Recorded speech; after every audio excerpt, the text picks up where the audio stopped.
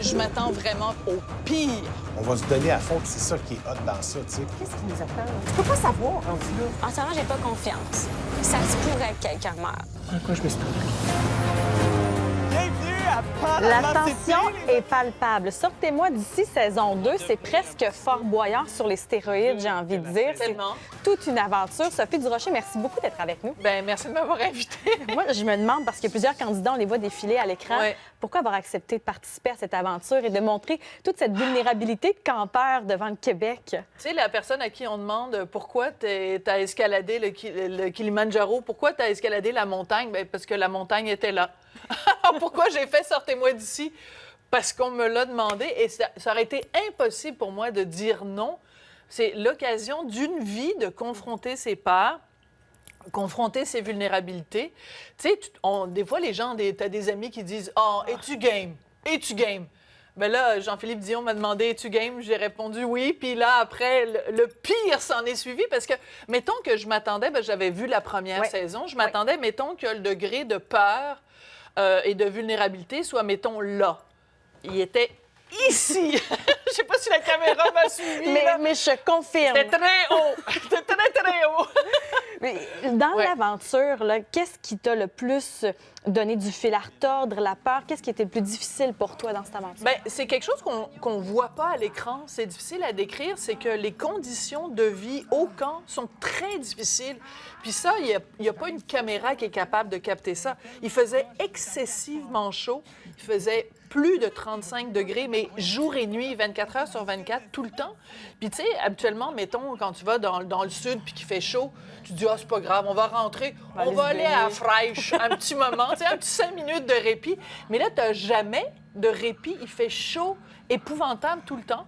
En plus, la nuit, tu dors pas parce que ben, t'as Dave Morissette qui ronfle, t'as Rosalie Vaillancourt qui raconte des blagues avec Phil Laprise à 4 heures du matin. Eux, le party est pogné, comprends-tu? Et donc, tu dors pas, en plus, parce qu'il y a des singes hurleurs. C'est un cri comme angoissant. Fait que, au-delà des défis qui sont évidemment terrifiants ou désagréables, la vie dans le camp, tu sais, tu manges de la chenoute, tu manges du riz, des fèves, une espèce de gruau qui a l'air de la crazy glue le matin, c'est dégueulasse. Tu dors pas, tu te fais piquer, j'ai oublié les moustiques, toi. Tu te fais piquer par des moustiques. Mais il y en a beaucoup, il y en a tout le temps. Et on n'avait pas de moustiquaire la première nuit. Fait qu'on s'est tous réveillés. Bien, réveillés, on n'avait pas dormi, mais on s'est tous levés le premier matin, puis on était vraiment mangés littéralement par des moustiques. Quand je suis revenue du Panama, ça m'a pris à peu près 3 semaines pour que les piqûres de moustiques disparaissent. Puis il n'y avait rien de dangereux là-dedans. Non. OK. Non, il y avait d'autres affaires dangereuses, C'est mais ça, ça, hein? non. Mais les défis aussi, c'est quelque Oui. chose, parce qu'on a vu les défis la saison dernière, mais là, on est à un niveau supérieur. Ne serait-ce que votre premier défi à 53 mètres de haut, 53 étages de haut, c'est quelque chose. C'était vraiment quelque chose, puis c'est bizarre parce que, bon, les gens ont vu la bande-annonce, ils voient, mettons, 5 secondes. Bien, nous, ça a duré un 4-5 minutes, mais c'était interminable. Moi, j'avais juste hâte que ça finisse.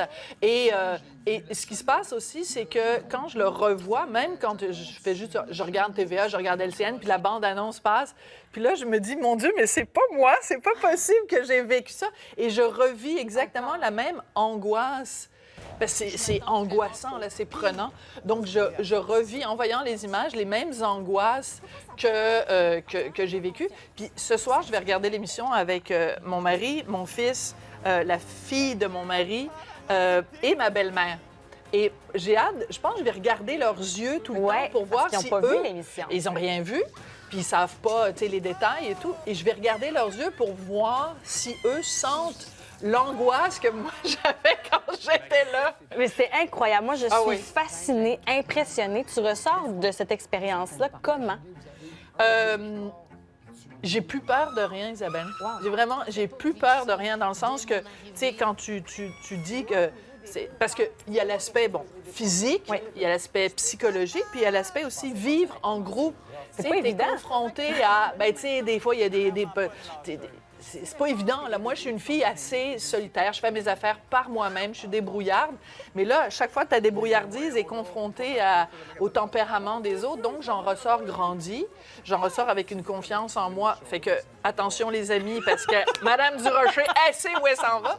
Alors, non, j'ai vraiment... C'est que des belles choses qui sont arrivées. Autant c'était excessivement difficile, autant ils me demanderaient d'y retourner demain matin, puis j'y retournerais, là. Ah ouais. Oui, ils me redemanderont pas parce qu'ils n'ont jamais demandé à quelqu'un d'y aller une deuxième fois. Mais quand même. Mais si Jean-Philippe nous écoute, si tu me le redemandes, je vais y retourner. On envoie ça dans l'univers. Mais moi, j'ai beaucoup aimé aussi l'attitude face aux épreuves, Oui. face aux autres aussi, parce qu'il y a quand même un choc générationnel. C'est pas tout le monde qui vient du même milieu. Il y a Rosalie Vaillancourt, à un moment donné, qui a mentionné qu'il n'aimait pas vraiment les chroniques que tu écrivais. Mais l'attitude que tu avais devant cette réaction-là, j'étais impressionnée. Ah, ben t'es gentil. Mais écoute, quand on nous a présenté Sortez-moi d'ici, on a fait bien attention de nous dire, c'est pas un truc de compétition, c'est pas un truc où on va pas là pour s'éliminer les uns les autres, faire des complots, faire des stratégies. C'est pas du tout ça. Au contraire, on va là animé par un esprit de collaboration, de coopération.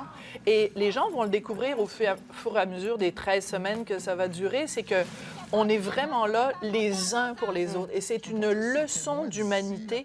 Écoute, quand on traverse des moments difficiles, parce que des fois, tu pleures à cause de quelque chose qui arrive là. Des fois, tu pleures parce que tu t'ennuies de quelqu'un que tu aimes beaucoup qui est décédé. Peu importe, là, tu es vulnérable. Ouais. Mais dès que tu as un moment de vulnérabilité, il y a toujours 8 autres personnes autour de toi. Tu sais, à un moment donné, il y a un personnage, mais je ne veux pas dire c'est qui, vous allez peut-être le découvrir, mais il y a quelqu'un, la dernière personne au monde, je pensais, qui allait venir me voir puis me dire « Sophie, je t'aime ». Wow. Jamais j'aurais pensé ça de cette personne-là, mais je vivais un moment difficile.